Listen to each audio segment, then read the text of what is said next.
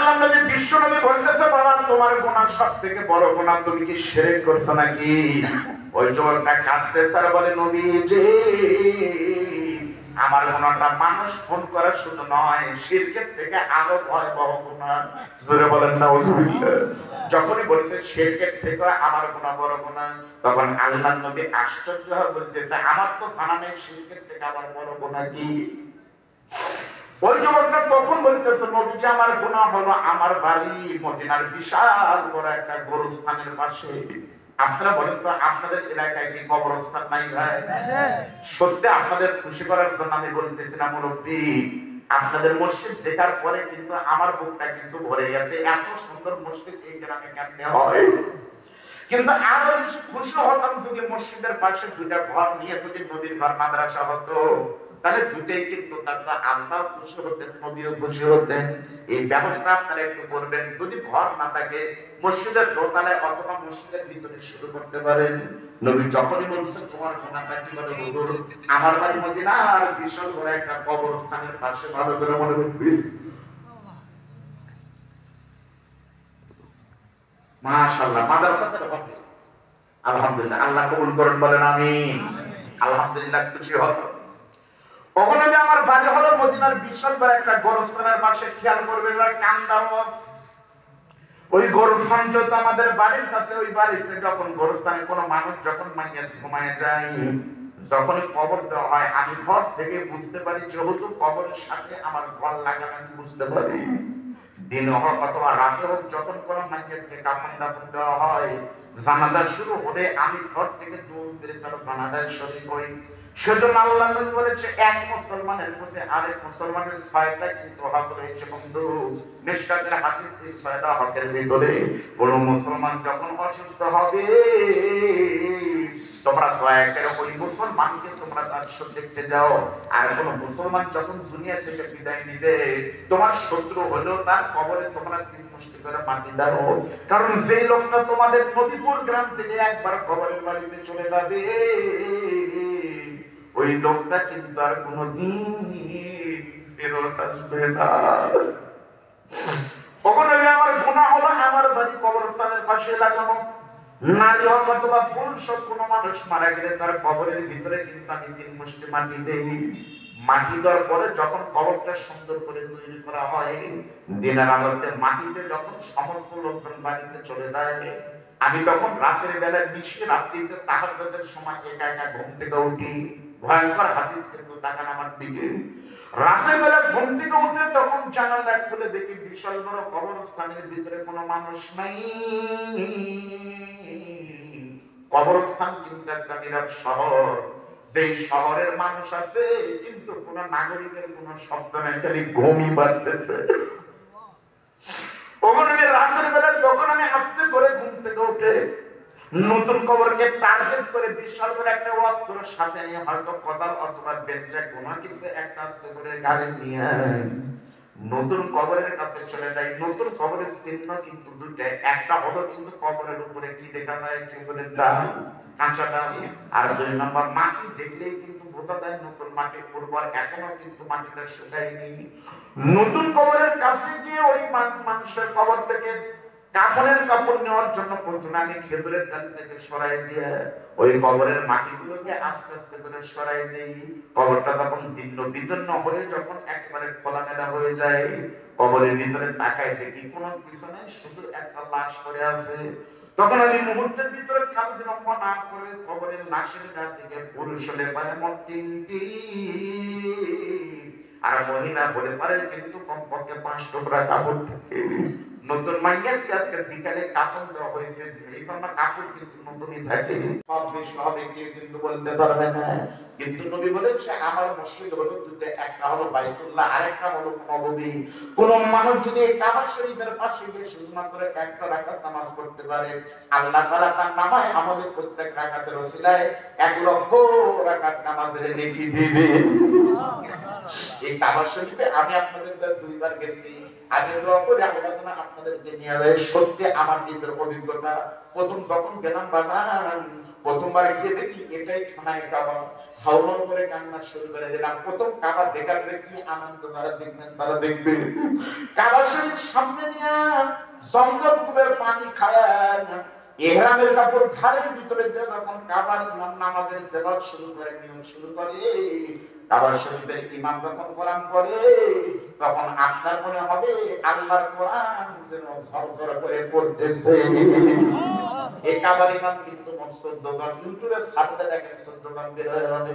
এই 14 জনের ভিতরে সবার কণ্ঠে কিন্তু সিনির থেকে নাই, বরং মধুর থেকে কিন্তু 14 জনের কণ্ঠ মিষ্টি। কিন্তু 14টার ভিতরে 2 জন ইমামের কণ্ঠ সব থেকে মিষ্টি, তার বিকল্প নাই। এই দুটোই নামের একটার নাম হলো শায়েখ আব্দুর রহমান সুদাইসি, আর একটা ইমামের নাম হলো শায়েখ আহমদ কালবানি। মনে রাখবেন, কালো থেকে নাম হলো কালবানি। নাইজেরিয়া বাড়ি মোষের মতো কালো, একেবারে কালো। এই কালো মানুষ, কালো মানুষের কণ্ঠ যে এত মিষ্টি তাজ্জব হবেন। আমি নিজে প্রমাণ, মক্কা শরীফের ঘটনা না, এটা লন্ডনের ঘটনা। ওই কারবার কালো ইমাম কালবানি এখন থেকে 10 বছর আগে গেছে লন্ডনে একটা মসজিদ উদ্বোধন করার জন্য, বিরাট মসজিদ। তোমার নামাজ পড়ানোর মাধ্যমে কাবার ইমাম উদ্বোধন করবে। সেই দিন লন্ডনের মেয়র উপস্থিত, হিন্দু বৌদ্ধ খ্রিস্টান সকলে মসজিদের বাইরে অপেক্ষা করতেছে। হাজার হাজার মুসলমান লন্ডনে নামাজ পড়তেছে। কাবার ইমামের নামাজ পড়ানো যখন শেষ হলো, গাড়িতে উঠবে এমন সময় সাংবাদিকরা পাগলের মতো ঘিরে নিয়েছে। বলতেছে, কাবার ইমাম, আমরা খ্রিস্টান কিন্তু শুনেছি সাংবাদিক, আমি বিবিসির সাংবাদিক, তো বলতেছে আমি ভয়েস অফ আমেরিকার সাংবাদিক। আমরা শুনেছি আপনাদের সবথেকে বড় তীর্থস্থান হলো মক্কা, ওখানে নাকি 1 রাকাত নামাজ পড়লে 1 রাকাত নামাজের নেকি হয়। আপনি কোন যোগ্যতার বলে কাবার ইমাম হয়েছেন, সেই কথাটা একটু ইন্টারভিউ নিচ্ছি, বলেন তো কি জন্য আপনি কাবার ইমাম হলেন, কোন যোগ্যতায় কাবার ইমাম হয়? সঙ্গে সঙ্গে কাবার কালো ইমাম হাউমাউ করে কাঁদতেছে আর বলে, সাংবাদিক বন্ধু, তোমরা এই কথাটা সারা পৃথিবীর মানুষকে বলে দিও, আমি নাইজেরিয়ার কালো মানুষ কিন্তু কাবার ইমাম যোগ্যতা দেওয়া হয়নি, সার্টিফিকেট দিয়ে কিন্তু আমি হয়নি, আমি কালবানি কাবার ইমাম হয়েছি আমার দুঃখিনী মা বাবার দোয়ার বরকতে।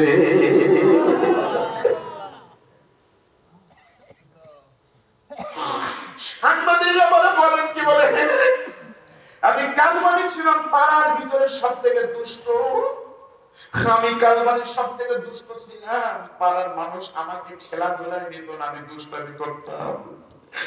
মাঝে মাঝে মানুষ মারত, আমার মা হাউমাউ করে কাঁদতো, কিন্তু আমাকে কি মাইরে ফেলতে দিতে পারে না।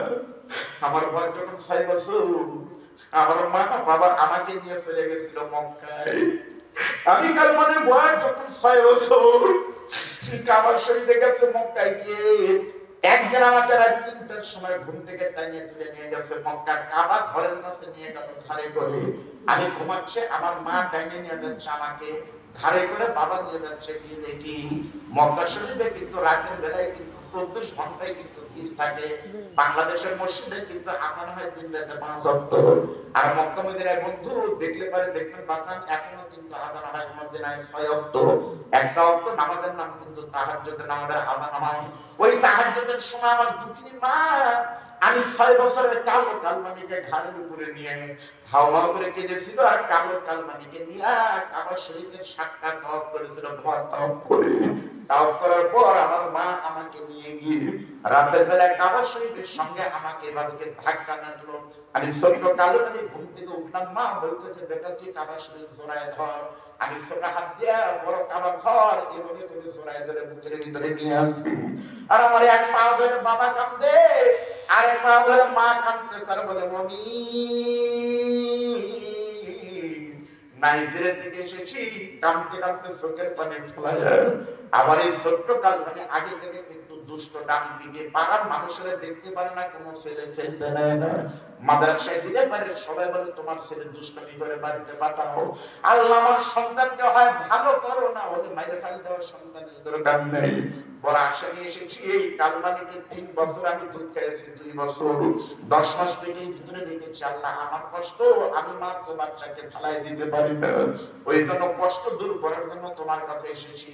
তাহাজ্জুদের নামাজ শুরু হয়েছে, এটাই যদি খানায় খাওয়া হয় এখানে তো অকল্যা 100% কবুল হয়। তোমার নবী বলেছে আল্লাহ কোনো দোয়া করি না, আমরা স্বামী স্ত্রী দুইজন মিলে পাগলের মতো কাঁদি, আল্লাহ তুমি দয়া করে আমার কালবানিকে তুমি পুরোপুরি ভালো করে শান্ত বানাই দাও। আর বড় হলে পরে আমার দুষ্ট কালবানিকে আমি মায়ের গর্ভ হতে একদিন বড় হলে আমার কালবানিকে এই ঘরে তুমি ইমাম বানিয়ে দিও। সত্যি বলতেছি, পীরের দরবারে দৌড়লে যাবে 100% তো কবুল হবে, কোনো গ্যারান্টি নাই। 50-50 আমি আব্দুল বারী রশিদি দোয়া করব 50-50 মুরব্বি, আর আপনার মা দোয়া করে 100% দোয়া কবুল হবে। কিন্তু অনেকের সেই দরজা বন্ধ হয়ে গেছে। যাদের মা নাই তাদের জন্য কিন্তু করার কিছুই নেই। মার প্রতিদিন 10 টাকা নিবে না, বাবাও কিন্তু নিবে না। আমি জানি আপনাদের অনেকের কিন্তু এরকম কাপড় পরে কিন্তু পাগলি মা কবরে গেছে, তাহাজ্জুদ কিন্তু শুরু হয়ে গেছে 12:30 কিন্তু ওরে বাবারে 12:30 পার হয়ে গেছে। আপনারা একটু দেখান তো ভাই, আমাকে না আল্লাহকে দেখান। রজব মাসের দোয়া কবুল হয়, তাহাজ্জুদ পুরোপুরি চলতেছে। সবাই আপনাদের ভিতরে যার যার মা নাই, মারা গেছে, তারা একটু হাত তুলে তো। মা নাই কার কার? আরে এটা আমার বন্ধু মানুষ অনেকদিন আগে বলেছে মা নাই, হাত নামা। একটু দেখান তো কার কার বাবা নাই। ওই দলে আমিও আছি ভাই, আমারও বাবা নাই ভাই, আমি এতিম। হাত নামা। সত্যি বলতেছে অনেকের মায়ের কবরে শুধুমাত্র একটা নেকি কম। নেকি আর গোপতি দোয়া করে দেখা গেল, পুণ্য দেখা গেল, একটা নেকির জন্য মা জাহান্নামে গেছে। আল্লাহ নবী বিশ্ব নবী বলতেছে বাবা তোমার গুনাহ সবথেকে বড় গুনাহ, তুমি কি শিরক করছো নাকি? ওই যুবকটা কাঁদতেছে আর বলে নবী যে আমার গুনাহটা মানুষ ফোন করা শুধু নয়, শিরকের থেকে আরো ভয়াবহ গুনাহ। জোরে বলেন নাউজুবিল্লাহ। যখনই বলেছে শিরকের থেকে আমার গুনাহ বড় গুনাহ, তখন আল্লাহর নবী আশ্চর্য হয়ে বলতেছে আমার তো জানা নেই শিরকের থেকে আবার বড় গুনাহ কি। ওই যুবকটা তখন বলতেছে নবীজি আমার গুনাহ হলো আমার বাড়ি মদিনার বিশাল বড় একটা গোরস্থানের পাশে। আপনারা বলেন তো আপনাদের এলাকায় কি কবরস্থান নাই ভাই? সত্যি আপনাদের খুশি করার জন্য আমি বলতেছি না মুরব্বী, আপনাদের মসজিদ দেখার পরে কিন্তু আমার বুকটা কিন্তু ভরে গেছে। এত সুন্দর মসজিদ এই গ্রামে কেমনে হয়। কিন্তু আরো বেশি খুশি হতাম যদি মসজিদের পাশে 2টা ঘর নিয়ে যদি নবীর ঘর মাদ্রাসা হতো, তাহলে দুটেই কিন্তু আল্লাহ খুশি হতেন, নবীও খুশি হতেন। এই ব্যবস্থা আপনারা একটু করবেন। যদি ঘর না থাকে মসজিদের দোতলায় অথবা মসজিদের ভিতরে শুরু করতে পারেন। নবী যখনই বলছে তোমার গুনাহটা কিভাবে বলবো, আমার বাড়ি মদিনার বিশাল বড় একটা কবরস্থানের পাশে, ভালো করে মনে রাখবি। মাশাআল্লাহ মাদ্রাসাতে হবে। আলহামদুলিল্লাহ, আল্লাহ কবুল করুন, বলেন আমিন। আলহামদুলিল্লাহ, খুশি হতো। ওখানে আমার বাড়ি হলো মদিনার বিশাল বড় একটা গোরস্থানের পাশে। খেয়াল করবেন কান্দারস, ওই গোরস্থান যত আমাদের বাড়ির কাছে, ওই বাড়িতে যখন গোরস্থানে কোনো মানুষ যখন মাইয়াত ঘুমায় যায়, যখনই কবর দেওয়া হয়, আমি ঘর থেকে বুঝতে পারি যেহেতু কবরের সাথে আমার ঘর লাগানো, আমি বুঝতে পারি দিন হোক অথবা রাতে হোক, যখন কোনো মাইয়াতকে কাফন দাফন দেওয়া হয়, জানাজা শুরু হলে আমি ঘর থেকে দৌড় মেরে তার জানাজায় শরীক হই। সেজন্য আল্লাহ নবী বলেছে এক মুসলমানের মধ্যে আরেক মুসলমানের 6টা কিন্তু হক রয়েছে বন্ধু। মিশকাতের হাদিস এই 6টা হকের ভিতরে কোন মুসলমান যখন অসুস্থ হবে তোমরা দয়া করে ওই মুসলমানকে তোমরা তার দেখতে যাও। আর কোন মুসলমান যখন দুনিয়া থেকে বিদায় নিবে, তোমার শত্রু হলেও তার কবরে তোমরা 3 মুষ্টি করে মাটি দাও। কারণ যেই লোকটা তোমাদের নবীপুর গ্রাম থেকে একবার কবরের বাড়িতে চলে যাবে, ওই লোকটা কিন্তু আর কোনদিন ফেরত আসবে না। ওখানে আমার গুনাহ হলো আমার বাড়ি কবরস্থানের পাশে লাগানো। নারী হোক অথবা পুরুষ হোক, কোনো মানুষ মারা গেলে তার কবরের ভিতরে কিন্তু আমি 3 মুষ্টি মাটি দেই। মাটি দেওয়ার পরে যখন কবরটা সুন্দর করে তৈরি করা হয়, দিনের আলোতে মাটিতে যখন সমস্ত লোকজন বাড়িতে চলে যায়, আমি তখন রাতের বেলায় মিশিয়ে রাত্রিতে তাহাজ্জুদের সময় একা একা ঘুম থেকে উঠি। ভয়ঙ্কর হাদিস, কিন্তু তাকান আমার দিকে। রাতের বেলা ঘুম থেকে উঠে তখন জানালা খুলে দেখি বিশাল বড় কবরস্থানের ভিতরে কোনো মানুষ নাই। কবরস্থান কিন্তু একটা নীরব শহর, যে শহরের মানুষ আছে কিন্তু কোন নাগরিকের কোন শব্দ নাই, খালি ঘুমই বাড়তেছে। রাতের বেলা তখন আমি আস্তে করে ঘুম থেকে উঠে নতুন কবরকে টার্গেট করে বিশাল করে একটা অস্ত্র সাথে নিয়ে, হয়তো কোদাল অথবা বেঞ্চে কোনো কিছু একটা আস্তে করে গাড়ি নিয়ে নতুন কবরের কাছে চলে যায়। নতুন কবরের চিহ্ন কিন্তু দুইটা, একটা হলো কিন্তু কবরের উপরে কি দেখা যায়, খেজুরের ডাল, কাঁচা ডাল, আর 2 নম্বর মাটি দেখলেই কিন্তু বোঝা যায় নতুন মাটি উর্বর, এখনো কিন্তু মাটিটা শুকায়নি। নতুন কবরের কাছে গিয়ে ওই মানুষের কবর থেকে কাপড়ের কাপড় নেওয়ার জন্য প্রথমে আমি খেজুরের ডালটাকে সরাই দিয়ে ওই কবরের মাটিগুলোকে আস্তে আস্তে করে সরাই দিই। কবরটা যখন দীর্ণ বিদীর্ণ হয়ে যখন একেবারে খোলামেলা হয়ে যায়, কবরের ভিতরে তাকায় দেখি কোনো কিছু নেই, শুধু একটা লাশ পড়ে আছে। তখন আমি মুহূর্তের ভিতরে কাল বিলম্ব না করে কবরের লাশের গা থেকে পুরুষ হলে পারে মোট 3টি, আর মহিলা হলে পারে কিন্তু কমপক্ষে 5 টুকরা কাপড় থাকে। নতুন মাইয়াকে আজকে বিকালে কাপড় দেওয়া হয়েছে, এই জন্য কাপড় কিন্তু নতুনই থাকে। প্রথম নম্বর শিরক হলো বাংলাদেশে অনেক রাজনৈতিক দল আছে, নাম বলবো না, যারা বলে জনগণ আমার একমাত্র উৎস, জনগণ যা করবে আমি তাই। জনগণকে কেউ যদি ক্ষমতার উৎস মনে করে, আল্লাহর কসম সেটা শিরকের গুনাহ হবে। সকল ক্ষমতার উৎস জনগণ না, সকল ক্ষমতার উৎস কে বলেন কে? তাহলে যে নেতা এই কথা বলে, ওই নেতা এবং তার সমর্থক সবাই বুঝবে। তাহলে এই ভুল নেতা কবে ওই কথা কওয়া যাবে না, কারণ আল্লাহ যদি ভাগ্যে রাখে তাহলে একটু হমু জনগণের পাপ দেন পারবেন কবার। 2 নম্বর হলো আপনারা জানেন বাংলাদেশের সংবিধানে লেখা আছে, আমি নিজে পড়ছি, রাষ্ট্রপতি অনুচ্ছেদে লেখা রয়েছে রাষ্ট্রপতি জীবন ভিক্ষা দেওয়ার মালিক। জীবন ভিক্ষা দিতে পারে কে? মহামান্য রাষ্ট্রপতি। আপনাদের পাবনার চুপ্পু লেখা আছে, রাষ্ট্রপতি যদি ফাঁসির আসামিকে নিয়ে যাচ্ছে ফাঁসির মঞ্চে, রাষ্ট্রপতি যদি বলে ছেড়ে দে, সংবিধান অনুযায়ী তাকে উনি আসামিকে ছেড়ে দিলে কিছু হবে না। সংবিধানে লেখা আছে রাষ্ট্রপতি চাইলে আরেকজনের জীবন ভিক্ষা দেওয়ার অধিকার রাখে। নাউজুবিল্লাহ, এটা কি শিরক না? একটা রাষ্ট্রপতি যদি জীবন ভিক্ষা দিতে পারে, আপনারা বলেন তো ভাই, বাংলাদেশের 3 জন রাষ্ট্রপতি, সংক্ষিপ্ত করে তাদের মনে রাখার জন্য নাম হলো 3 রহমান। কয় রহমান? 3 রাষ্ট্রপতির নামের সাথে রহমান আছে। দেখেন, 1 নম্বর কি? শেখ মুজিবুর রহমান। 2 নম্বর হলো শহীদ প্রেসিডেন্ট জিয়াউর, আর 3 নম্বর হলো জিল্লুর, ছিল না রাষ্ট্রপতি জিল্লুর রহমান। তাহলে এই শেখ মুজিবুর রহমান, জিয়াউর রহমান, আর 3 নম্বর হলো রহমান, আপনাদের সকলের পরিচিত রাষ্ট্রপতি জিল্লুর রহমান। এই 3 রহমান কিন্তু ক্ষমতায় থাকা অবস্থায় কিন্তু দিনের থেকে বিদায় নিয়েছে। তার রাষ্ট্রপতি যদি জীবন ভিক্ষা দিতে পারে, ওনাদের ভিক্ষা ওনারা দিল না, ওরা মূল্য কেন? এখান থেকে প্রমাণিত হলো সত্যি জীবন ভিক্ষা দেওয়ার মালিক কিন্তু কোন রাষ্ট্রপতি না, জীবন দেওয়ার মালিক একমাত্র যিনি জীবন শেষ করার মালিকও কিন্তু আমার আল্লাহ, তিনি। এরা শিরক। 3 নম্বর শিরক আমাদের মা বোনেরা করে। কি করে? রাতের বেলা ময়লা ফেলায় না। যদি বলে যে ফালানা করা পায় না, রাতের বেলা ময়লা ফালাইলে পারে লক্ষ্মী বেতারা পারে। আচ্ছা, লক্ষ্মী যদি বেতারা হয় তাহলে আল্লাহ খুশি হবে, তাহলে ইবাদত। আর লক্ষ্মী যদি খুশি হয় আল্লাহ বেতারা হবে, তার নাম হলো শিরক। এই শিরক আমাদের মা বোনেরা করে। আপনারা কিন্তু শিরক করেন। এখান থেকে একটা অটোতে চলে গেছেন আপনারা নুকুলিতে, নুকালি না কি আছে, নুকালি গেলেন। নুকালিতে যাওয়ার পরে পকেটে হাত দিয়ে বলতেছেন, এ ভাই মানি ব্যাগ রেখে আসছি ভাই, আমি তো টাকা না, আমি কালকে দিব না ভাই, আমার নগদ দেওয়া লাগে, আমার বউ নিয়ে হয়নি। এটাও শিরক।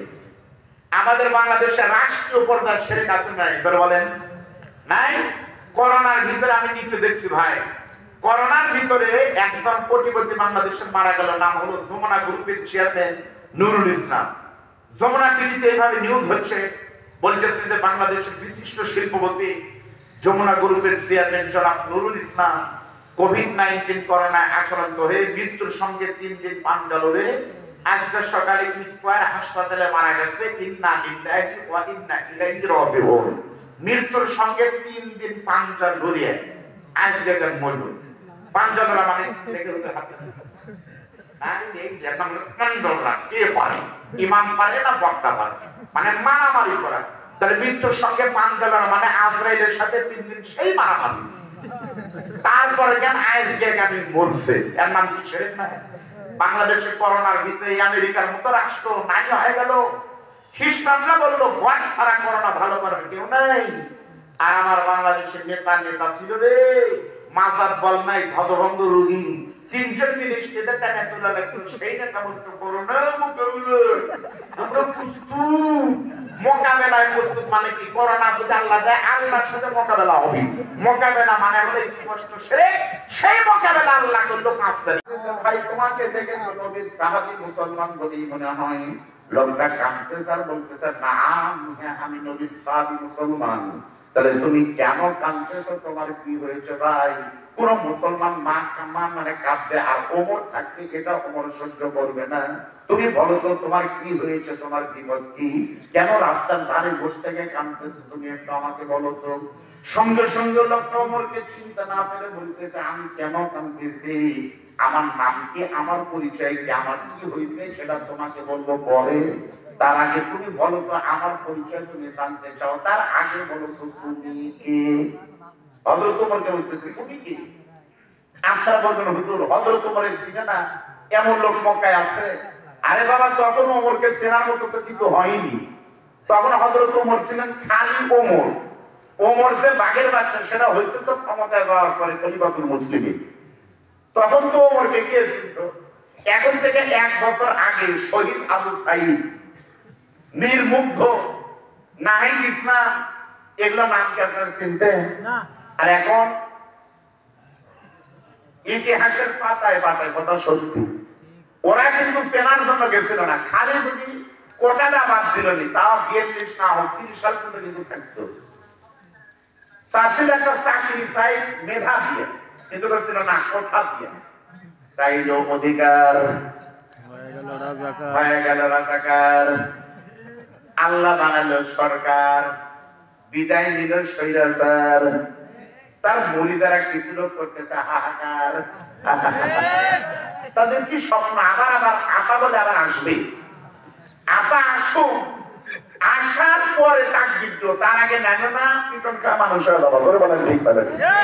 গোপালগঞ্জের যুবকেরা এমন মিছিল, কে যেন বলছে আমি আসতেছি, কাছে আসি, শর্ট করে ঢুকতেছি।